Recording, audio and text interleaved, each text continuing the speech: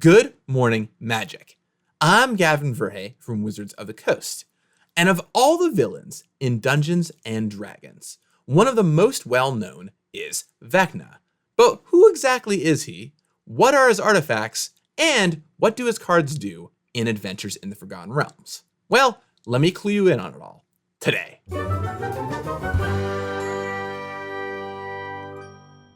Vecna's name goes all the way back to the beginning of Dungeons and Dragons.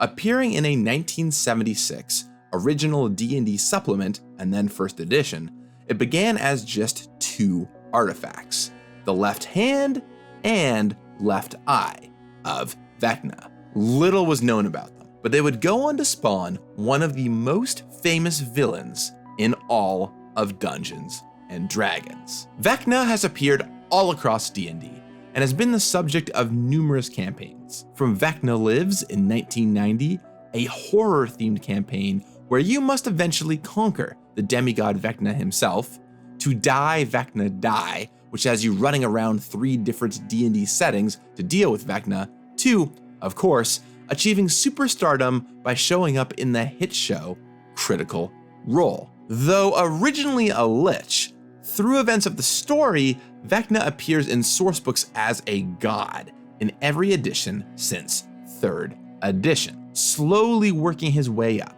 and full of crafty machinations.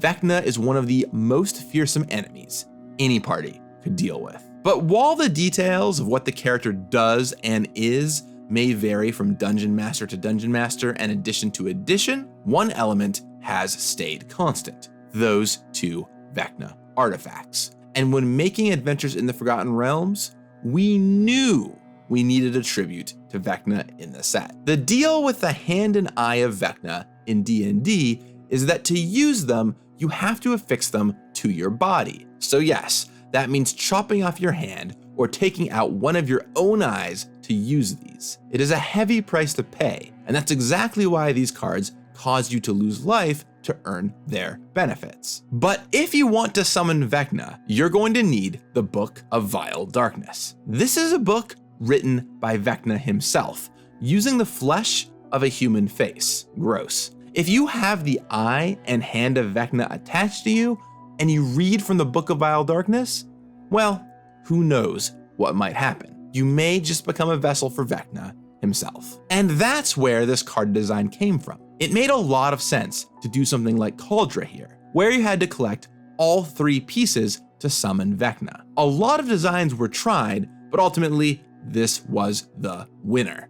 Lose life from a Vecna artifact and you'll be sure to get a zombie, or assemble everything and call forth Vecna. Just be careful when working with zombie gods, you know? Now that you've seen all the Vecna cards, one thing I would love to know is if you all like cards like this that call out to each other to create something awesome at the end. For example, the Vecna cards or Cauldra. Like them, hate them, let me know in the comments down below.